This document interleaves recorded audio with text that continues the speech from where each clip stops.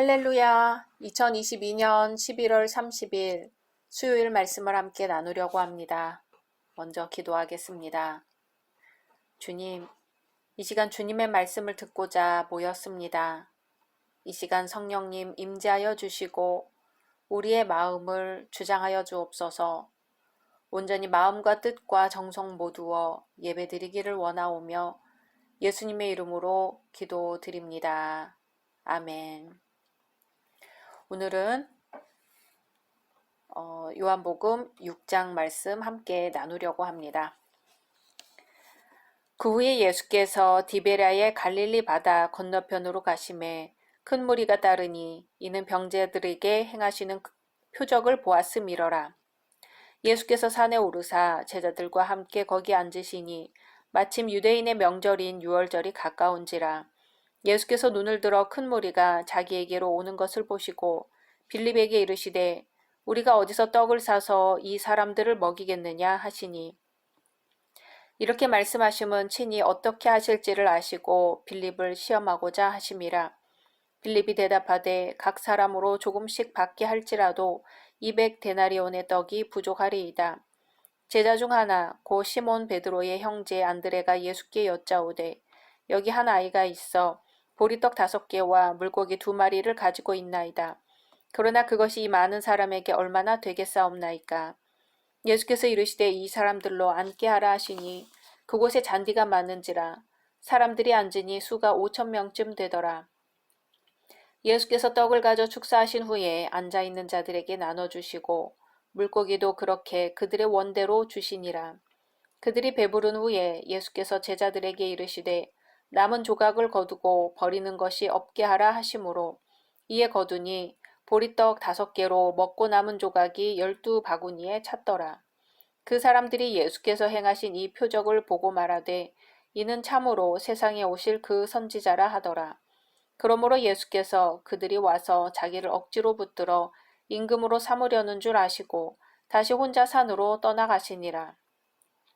저물매 제자들이 바다에 내려가서 배를 타고 바다를 건너 가버나움으로 가는데 이미 어두웠고 예수는 아직 그들에게 오시지 아니하셨더니 큰 바람이 불어 파도가 일어나더라. 제자들이 노를 저어 시베리쯤 가다가 예수께서 바다 위로 걸어 배에 가까이 오심을 보고 두려워하거늘 이르시되 내니 두려워하지 말라 하신대 이에 기뻐서 배로 영접하니 배는 곧 그들이 가려던 땅에 이르렀더라. 이튿날 바다 건너편에 서 있던 무리가 배 한 척 외에 다른 배가 거기 없는 것과 또 어제 예수께서 제자들과 함께 그 배에 오르지 아니하시고 제자들만 가는 것을 보았더니 그러나 디베랴에서 배들이 주께서 축사하신 후 여럿이 떡 먹던 그곳에 가까이 왔더라. 무리가 거기에 예수도 안 계시고 제자들도 없음을 보고 곧 배들을 타고 예수를 찾으러 가버나움으로 가서 바다 건너편에서 만나 랍비여 언제 여기 오셨나이까 하니 예수께서 대답하여 이르시되 내가 진실로 진실로 너희에게 이르노니 너희가 나를 찾는 것은 표적을 본 까닭이 아니요 떡을 먹고 배부른 까닭이로다. 썩을 양식을 위하여 일하지 말고 영생하도록 있는 양식을 위하여 하라. 이 양식은 인자가 너희에게 주리니 인자는 아버지 하나님께서 인치신 자니라. 그들이 묻되 우리가 어떻게 하여야 하나님의 일을 하오리이까. 예수께서 대답하여 이르시되 하나님께서 보내신 이를 믿는 것이 하나님의 일이니라 하시니 그들이 묻되 그러면 우리가 보고 당신을 믿도록 행하시는 표적이 무엇이니까? 하시는 일이 무엇이니까? 기록된 바 하늘에서 그들에게 떡을 주어 먹게 하였다 함과 같이 우리 조상들은 광야에서 만나를 먹었나이다.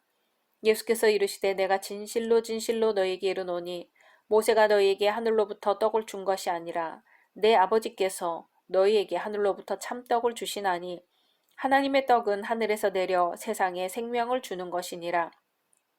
그들이 이르되 주여 이 떡을 항상 우리에게 주소서. 예수께서 이르시되 나는 생명의 떡이니 내게 오는 자는 결코 줄이지 아니할 터이요 나를 믿는 자는 영원히 목마르지 아니하리라. 그러나 내가 너희에게 이르기를 너희는 나를 보고도 믿지 아니하는도다 하였느니라. 아버지께서 내게 주시는 자는 다 내게로 올 것이요 내게 오는 자는 내가 결코 내쫓지 아니하리라. 내가 하늘에서 내려온 것은 내 뜻을 행하려 함이 아니요 나를 보내신 이의 뜻을 행하려 함이니라. 나를 보내신 이의 뜻은 내게 주신 자 중에 내가 하나도 잃어버리지 아니하고 마지막 날에 다시 살리는 이것이니라. 내 아버지의 뜻은 아들을 보고 믿는 자마다 영생을 얻는 이것이니 마지막 날에 내가 이를 다시 살리리라 하시니라. 자기가 하늘에서 내려온 떡이라 하심으로 유대인들이 예수에 대하여 수군거려 이르되 이는 요셉의 아들 예수가 아니냐. 그 부모를 우리가 아는데 자기가 지금 어찌하여 하늘에서 내려왔다 하느냐. 예수께서 대답하여 이르시되 너희는 서로 수군거리지 말라. 나를 보내신 아버지께서 이끌지 아니하시면 아무도 내게 올 수 없으니 오는 그를 내가 마지막 날에 다시 살리리라. 선지자의 글에 그들이 다 하나님의 가르치심을 받으리라 기록되었은즉 아버지께 듣고 배운 사람마다 내게로 오느니라. 이는 아버지를 본 자가 있다는 것이 아니니라. 오직 하나님에게서 온 자만 아버지를 보았느니라.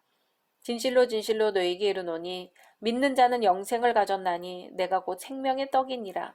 너희 조상들은 광야에서 만나를 먹었어도 죽었거니와 이는 하늘에서 내려오는 떡이니 사람으로 하여금 먹고 죽지 아니하게 하는 것이니라. 나는 하늘에서 내려온 살아있는 떡이니 사람이 이 떡을 먹으면 영생하리라. 내가 줄 떡은 곧 세상의 생명을 위한 내 살이니라 하시니라. 그러므로 유대인들이 서로 다투어 이르되 이 사람이 어찌 능히 자기 살을 우리에게 주어 먹게 하겠느냐. 예수께서 이르시되 내가 진실로 진실로 너희에게 이르노니 인자의 살을 먹지 아니하고 인자의 피를 마시지 아니하면 너희 속에 생명이 없느니라.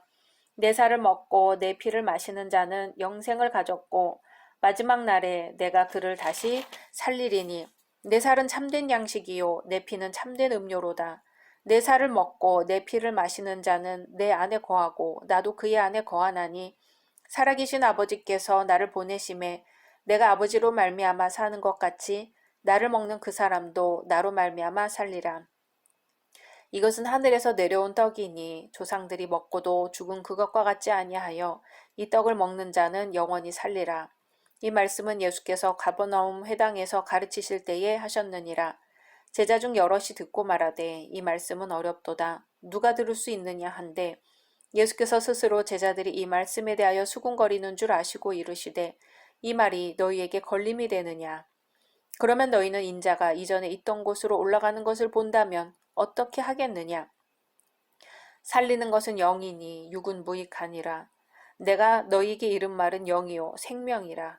그러나 너희 중에 믿지 아니하는 자들이 있느니라 하시니 이는 예수께서 믿지 아니하는 자들이 누구며 자기를 팔 자가 누구인지 처음부터 아심이러라. 또 이르시되 그러므로 전에 너희에게 말하기를 내 아버지께서 오게 하여 주지 아니하시면 누구든지 내게 올 수 없다 하였노라 하시니라. 그때부터 그의 제자 중에서 많은 사람이 떠나가고 다시 그와 함께 다니지 아니하더라. 예수께서 12 제자에게 이르시되 너희도 가려느냐? 시몬 베드로가 대답하되 주여 영생의 말씀이 주께 있사오니 우리가 누구에게로 가오리이까? 우리가 주는 하나님의 거룩하신 자이신 줄 믿고 알았사옵나이다. 예수께서 대답하시되 내가 너희 12를 택하지 아니하였느냐? 그러나 너희 중에 한 사람은 마귀니라 하시니 이 말씀은 가룟 시몬의 아들 유다를 가리키심이라. 그는 12 중에 하나로 예수를 팔 자러라. 아멘. 오늘 말씀 제목은 예수는 황금알을 낳는 거위인가입니다. 오늘 말씀 전반부에는 떡 5개와 물고기 2마리로 5,000명을 먹이고도 남을 만큼의 큰 표적을 행하신 장면이 나옵니다. 천지가 개벽할 만하고 속이 다 후련한 귀한 말씀을 들었지만 배가 고팠던 이 무리에게는 당장 먹을 양식이 필요했습니다. 이때 예수께서 이적을 행하시자 이들은 안도의 한숨을 쉬었죠. 그리고 급한 불을 끄고 나자 이제는 인간적인 면모를 보이기 시작합니다. 이 무리들은 이렇게 생각한 것 같아요. 이렇게 큰 기적을 행하는 사람이라면 자신들이 지금껏 착취와 억압의 고통 속에서 힘들어 했으니 이제부터는 자신들이 먹고 사는 문제 역시 해결해 줄 거라는 그런 기대를 하게 된 거죠. 그래서 지금처럼 로마 식민지 백성으로 사는 게 아니라 독립국가를 세워 좋은 날을 보게 해줄 거라는 기대를 한 것 같습니다. 그래서 예수님을 자기들의 왕으로 옹립하려는 마음들을 가졌을 겁니다. 예수님은 사람들의 이런 기대와 속셈을 알아차리셨습니다. 15절에 그러므로 예수께서 그들이 와서 자기를 억지로 붙들어 임금으로 삼으려는 줄 아시고 다시 혼자 산으로 떠나가시니라. 아멘. 사람들은 예수님 보기를 황금알을 낳는 거위를 보듯이 본 거지요. 예수님이 행하시는 이적 행위들을 자기들 것으로 하고 싶어서 예수님을 왕으로 삼고 싶었습니다. 이런 마음을 간파하신 예수님은 혼자서 산으로 떠나가십니다. 여기서 우리는 몇 가지 생각해 볼 수 있어요. 첫째로 예수님을 왕으로 삼고자 했던 무리의 속셈을 알 수 있습니다. 황금알을 낳는 거위 이야기 다 아시죠? 주인은 하루에 하나씩 황금알을 낳아주던 거위를 아꼈습니다. 그러다 욕심이 생겼어요. 거위 뱃속을 열어보면 더 많은 금덩이를 얻을 수 있을 거라고 생각해서 거위를 죽이지만 막상 배를 열어보니 다른 거위와 다를 바가 없었던 거예요. 마치 이것처럼 백성들도 예수님을 자신들의 왕으로 삼아 자기들의 온갖 어려움을 모두 내어 맡기고 싶었죠. 필요할 때마다 양식을 주고 필요할 때마다 치료도 해주고 그러기 위해 예수님을 왕으로 잡아두려는 심산인 거죠. 두 번째로 예수님의 마음을 알 수 있습니다. 예수님은 인간을 사랑하셔서 무리의 필요를 채워주고 계셨죠. 하지만 맡은 바를 감당하기 위해서는 이 백성들의 뜻대로 해서는 안 된다는 생각에 인간들을 피하십니다. 보통 사람이라면 자기를 왕으로 옹립하려는 시도에 대해 기쁨으로 받아들였을 법하지만 예수님은 예수님이 걸어가실 길을 묵묵히 걸어가실 뿐입니다. 우리는 혹 나에게 그런 기회가 왔다면 어떻게 했을까 생각해 볼 수 있습니다. 우리는 예수님이라면 이때 어떻게 했을까를 항상 생각해야 할 것입니다. 세 번째로 예수께서 기도하러 산으로 피하신 것을 보면서 우리는 깨달을 바가 있습니다. 즉 유혹을 벗어나기 위해 그 자리를 피해서 가신 곳이 산이었어요. 예수께서는 백성들이 지나치게 의존하려는 시도를 할 때마다 그 자리를 피해 산으로 홀로 가시곤 했습니다. 산은 기도하는 자리였고 하나님과 대화하는 자리였고 휴식을 취할 수 있는 유일한 곳이었습니다. 동상이몽이라는 말이 있지요. 예수님과 따르는 무리들은 겉으로는 비슷해 보여도 속으로 바라는 것이 전혀 다릅니다. 교회 안에도 함께 예배드리지만 참 다른 사람들이 모여 있어요. 보이는 행사에 관심이 더 있는 사람, 헌신하고 봉사하는 것에 더 관심이 있는 사람, 예수를 찾던 무리처럼 복을 바라는 사람 등등 다양한 사람들이 있습니다. 하지만 예수님처럼 영생하도록 있는 양식을 위하여 일하고 있는지 늘 돌아봐야 할 것입니다. 나 개인은 하나님을 믿고 교회에 다닌다고 하면서 어떤 자세를 가지고 다녔을까요? 내 안에 예수의 마음이 있는가? 영생하도록 있는 양식을 위하여 일하고 있는가? 주님은 말씀하십니다. 너희는 이 마음을 품으라. 곧 예수 그리스도의 마음이니. 아멘. 우리 말씀 생각하면서 기도하겠습니다. 주님, 이 시간 주님 앞에 고개를 숙입니다.